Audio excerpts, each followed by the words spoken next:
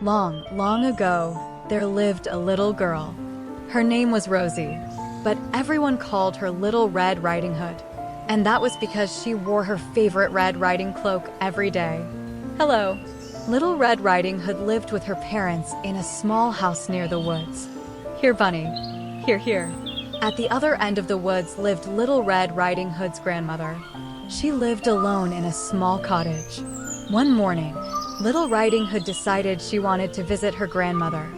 So she asked her mother for permission. Mother, may I go to meet Grandma? She hasn't been well. I want to cheer her up. Yes, you may, Little Riding Hood. I'll give you some goodies for Grandma too. But you must be careful on the way. And you must not wander in the woods or talk to strangers. Don't worry, Mother. I'll be careful. Little Red Riding Hood's mother put some goodies in a basket and gave the basket to Little Riding Hood. This basket is for your grandma. It's full of her favorite things. Please give it to her and remember what I said. You must be careful on the way. And you must not wander or talk to strangers. I'll remember, Mother. Goodbye. And so Little Red Riding Hood left for her grandmother's house. It was bright and sunny that morning, and Little Red Riding Hood was enjoying walking through the woods. On the way, she spotted some beautiful flowers. Oh, look at those flowers. They're Grandma's favorite color. They'll surely cheer her up. I should pick some for her. So Little Riding Hood wandered into the woods to pick flowers. While Little Red Riding Hood was picking the flowers, a wolf came by. He stopped when he saw Little Red Riding Hood. As he watched her, a wicked thought crossed his mind. That little girl looks delicious. She will be mine. The wolf went up to Little Red Riding Hood and spoke to her in his friendliest voice.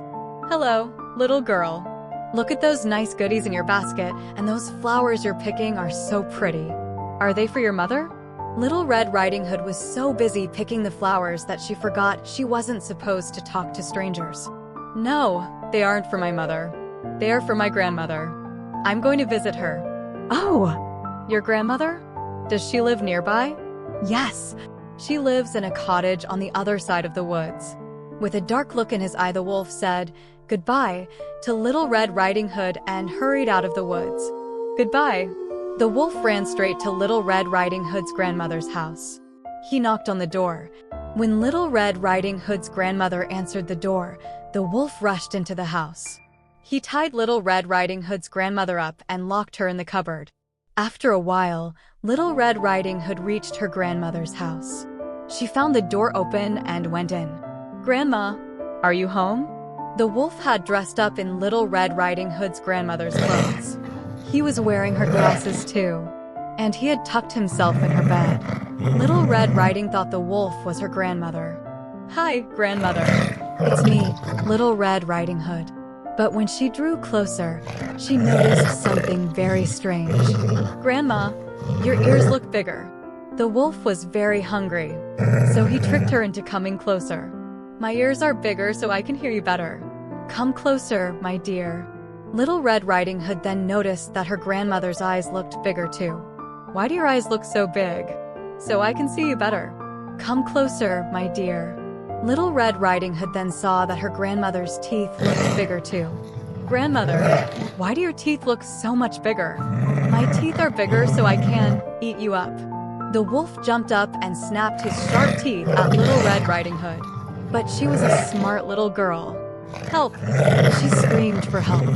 A woodcutter who was chopping wood nearby heard Little Red Riding Hood. The woodcutter rushed into the house and taught the wolf a lesson. Take this, you bad wolf. The woodcutter and Little Red Riding Hood then rescued Little Riding Hood's grandmother from the cupboard. Little Red Riding Hood, you're safe. Thank goodness.